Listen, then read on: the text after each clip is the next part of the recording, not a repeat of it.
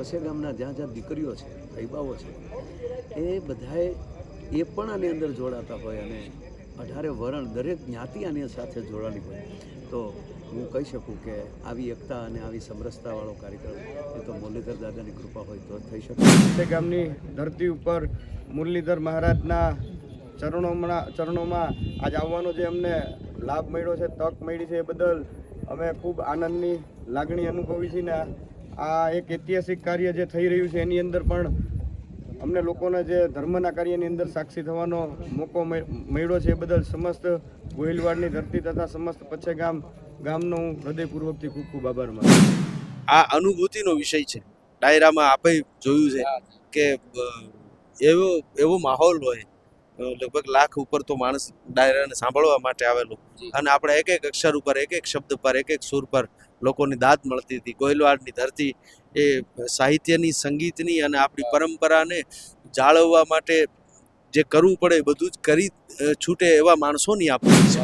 એ વાતનો હરખ હોય છે અને એમાંય આજે અહીંયા દળાય છે. હું રસ્તેથી આવ્યો જોતો હતો કે કેટલો માનવ મેરામણ, 18 વરણ આ કાર્યક્રમ, આ ઉત્સવ એ સમરસતા અને રાષ્ટ્રીય એકતાનું એક પ્રતીક બની ચૂક્યું છે. પછે ગામ એટલે એક ધર્મની નગરી છે.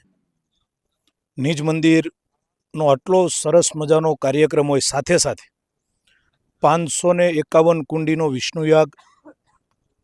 એવું સાંભળ્યું છે કે આવો વિચાર જ્યારે આવે ત્યારે ગામનું અને આજુબાજુના કેટલા બધા વિસ્તારોનું કલ્યાણ થતું હોય છે. પછે ગામ અને આજુબાજુના વિસ્તારના યુવાનો દ્વારા જે સ્વયંસેવકો તરીકેની જે કામગીરી કરવામાં આવી છે, આટલો મોટો ભવ્ય પ્રસંગ પણ ખૂબ સારી રીતે સહજતાથી સૌએ પોતાનો પ્રસંગ છે એવી રીતે ઉપાડી લીધો છે.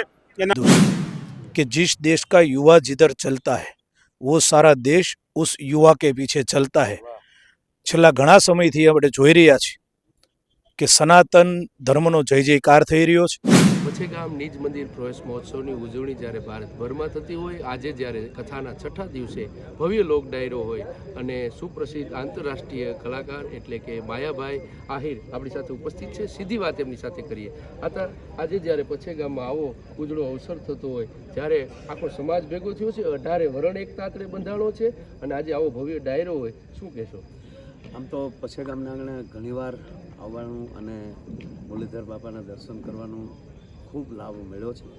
પણ જ્યારે આજે એ જ મુરલીધર મહારાજનું અવળું ભવ્ય અને દિવ્ય મંદિર નવનિર્માણ થયું છે અને એની પ્રતિષ્ઠા, યજ્ઞ અને સાથોસાથ પૂજ્ય ભાઈશ્રીના મુખેથી શ્રીમદ ભગવાન ભાગવતજીનું આપણે બધાને અમૃતપાન કરવાનો જે અવસર મળ્યો છે, એટલે આ ભૂમિ એક તો અતિ દિવ્ય તો હતી જ, કારણ કે જ્યાં ભગવાન નારાયણ પોતે બિરાજમાન હોય અને જેની ઉપાસના અર્જુને કરી હોય અને એ ગોહિલ પરંપરામાં પાગમાં આવેલા દાદા, એ મુરલીધર દાદા આજે અહીંયા મંદિરમાં અને એવડા મોટા મંદિરમાં બિરાજવાના હોય, એટલે પહેલાં તો એ વાતનો હરખ હોય છે અને એમાંય આજે અહીંયા દળાય છે. હું રસ્તેથી આવ્યો જોતો હતો કે કેટલો માનવ મેરામણ, 18 વરણ આ કાર્યક્રમ, આ ઉત્સવ એ સમરસતા અને રાષ્ટ્રીય એકતાનું એક પ્રતીક બની ચૂક્યું છે.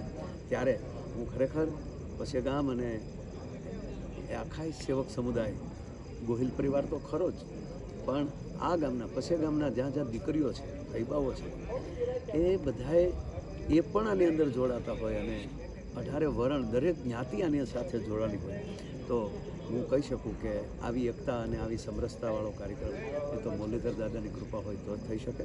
ફરી વાર હું ખરેખર આ ઉત્સવને ખૂબ ખૂબ વધાવું છું અને હૃદયથી આવકારું છું અને આપ બધાને આ ઉત્સવની વધાઈ આપું છું. જય મુરલીધર.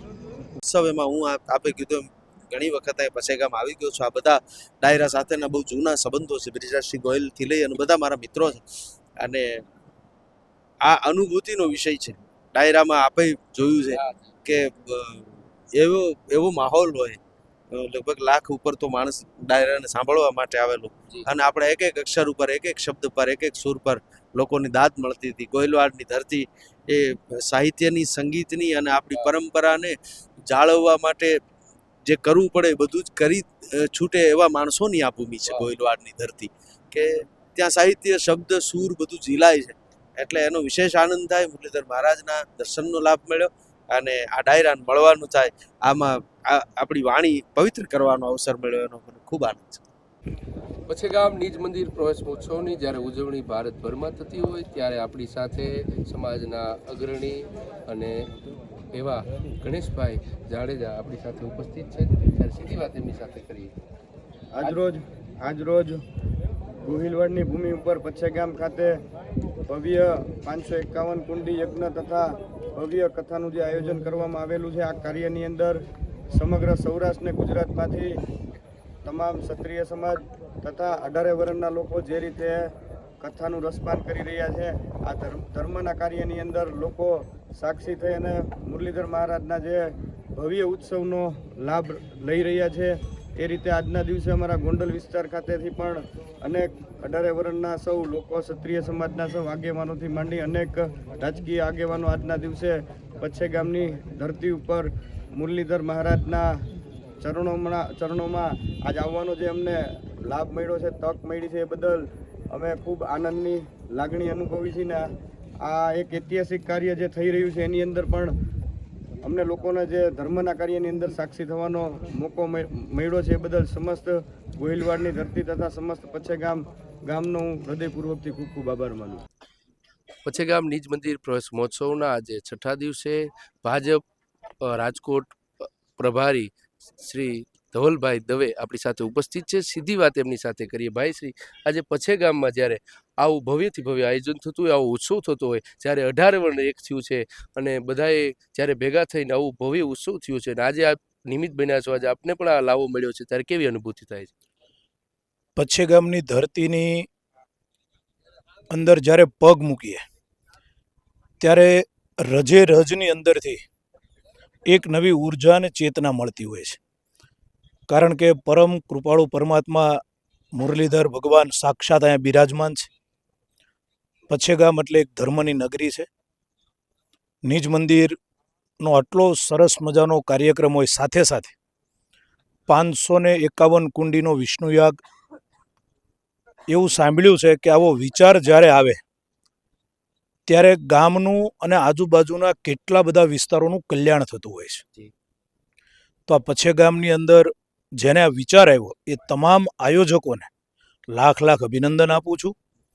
હજારો માણસો પૂજ્ય ભાઈશ્રીની કથાનું શ્રવણ કરી રહ્યા છે. હજારો માતાઓ, બહેનો, યુવાનો, બાળકો, વડીલો એ પ્રસાદ લઈ રહ્યા છે. ખૂબ સારી સગવડતા, એકદમ સુનિશ્ચિત આયોજન. અને આજે જેને કહેવાય છે ને કે ભોજન, ભક્તિ અને ભજન, તો ભજન સંતવાણીના કાર્યક્રમમાં જ મારે આવવાનું થયું છે. આજે માયાભાઈ હોય, દેવાયતભાઈ હોય, રાજભા હોય, આ તમામના લોકોથી સાહિત્ય અને ભજનની જે ડાયરો થવાનો છે એનો પણ હજારો લાખો લોકો આનંદ લેવાના છે. ફરી યુવા વર્ગની અંદર જે ધર્મનો માહોલ બન્યો છે. કારણ કે ચાણક્યએ કીધું છે कि जिस देश का युवा जिधर चलता है वो सारा देश उस युवा के पीछे चलता है. છેલ્લા ઘણા સમયથી આપણે જોઈ રહ્યા છીએ કે સનાતન ધર્મનો જય જયકાર થઈ રહ્યો છે. યુવાનો એ ધર્મ તરફ આગળ વધી રહ્યા છે, આગેવાની લઈ રહ્યા છે. આનો આનંદ પણ છે. અને સાથે સાથે બધા એકમેક થઈ નાત જાતના વાડાઓ છોડી, જાતિવાદ છોડી રાષ્ટ્રવાદીને સનાતની તરફ આગળ વધી રહ્યા છે. એનો પણ એક હિન્દુ તરીકે ખૂબ ખૂબ ગૌરવ થાય છે. કોંગ્રેસના ખૂબ જ દિગ્ગજ કાર્યકારી અધ્યક્ષ એટલે કે ઇન્દ્ર વિજયસિંહ ગોહિલ સમાજના જ અહીંયા પધાર્યા છે. સીધી વાત એમની સાથે કરીએ. આજે કથામાં જ્યારે આપ પધાર્યા છો, સમાજમાં એકતા થઈ છે અને આજે તમે પધાર્યા છો, કેવો લાવો લીધો છે, કેવો રાજીપો છે? મુરલીધર મહારાજના આશીર્વાદ વર્ષોથી આ વિસ્તારના લોકો ઉપર રહેલા છે. આજે જ્યારે સપ્તાહનો 7મો દિવસ છે, ભાવનગર શહેર કોંગ્રેસ સમિતિના પ્રમુખ ભાઈ મનહરસિંહ ગોહિલ, જિલ્લા કોંગ્રેસ સમિતિના પ્રમુખ પ્રવીણભાઈ અને અમારી સમગ્ર ટીમ આજે આશીર્વાદ લેવા માટે અહીંયા આવી છે. અને જે પ્રકારનું આયોજન પછેગામ અને આજુબાજુના વિસ્તારના યુવાનો દ્વારા જે સ્વયંસેવકો તરીકેની જે કામગીરી કરવામાં આવી છે, આટલો મોટો ભવ્ય પ્રસંગ પણ ખૂબ સારી રીતે સહજતાથી સૌએ પોતાનો પ્રસંગ છે એવી રીતે ઉપાડી લીધો છે.